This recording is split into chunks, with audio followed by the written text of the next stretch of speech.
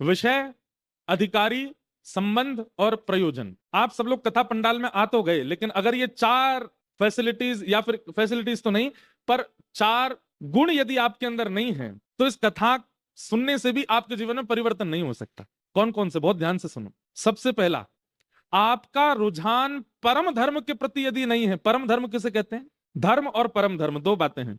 धर्म का अर्थ होता है अपनों का कल्याण, उसको कहते हैं धर्म। जैसे देश का कल्याण, बुजुर्गों का कल्याण, परिवार का कल्याण, बालकों का कल्याण, हमारे शहर के जनों का कल्याण। ये कल्याण के लिए जो आपके अंदर रुचि आती है सब जनों के लिए, उसको कहते हैं धर्म। लेकिन अपने कल्याण की भावना जब आपके चित्त में आती है, उसको कहते हैं परम धर्म। अच्छा, हमारी एक बात और सुनिएगा।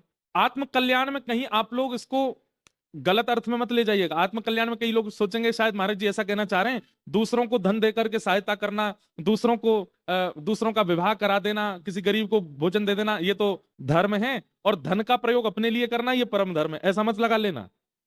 सबकी सेवा करना ये धर्म है, पर अपने देह के भीतर विराजमान उस आत्मा के कल्याण का चिंतन करना ये परम धर्म है। समझ में आई बात? आप परोपकार करते हो, गरीबों को भोजन कराते हो, बच्चों को स्कूल पढ़ाने की व्यवस्था करते हो, गरीब कन्याओं का ब्याह कर देते हो, किसी को धन दे देते हो, वस्त्र दे देते हो, सामाजिक कल्याण, राष्ट्रीय कल्याण, देश के कल्याण की भावना आपके चित्त में है, वो धर्म है।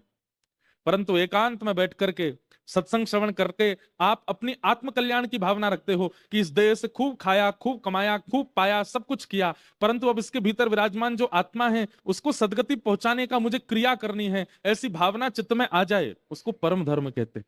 और ये परम धर्म की स्थिति यदि आपकी नहीं बनी है तो कथा का विषय अधूरा रहेगा। परम धर्म की बात आपके चित्त में होनी चाहिए। कोई व्यक्ति पानी में डूब रहा है, आपसे मदद मांग रहा है और आप भी कूद गए पानी में उसको बचाने। पता चली आपको तो तैरना ही नहीं आता था और दूसरे को बचाने के लिए आप कूद गए। बाद में पता चला कि आप बच के आ गए, वो चला गया। क्यों? आपको खुद तैरना नहीं आता था, आप जैसे कूदे उसी के ऊपर चढ़ गए बचने के लिए, बेचारा डूब गया, मर गया। कहने का बात क्या है? जब तक स्व कल्याण की भावना चित्त में नहीं आएगी, आप दूसरे का हित कैसे करोगे? स्वयं को तैरना नहीं आता तो डूबते हुओं को कैसे बचाओगे? स्वयं का भजन नहीं है, स्वयं के पास में वो विवेक बुद्धि नहीं है, तो फिर दूसरे की सहायता आप कैसे करोगे? श्रीमद् भागवत सुनते समय बाहर भले ही चाहे आपकी जो योजना हो, पर यहां बैठते ही आपके चित्त में ये भावना आनी चाहिए कि इस कथा से मैं अपनी आत्म कल्याण का बोध ग्रहण करूं। ये भागवत का विषय है।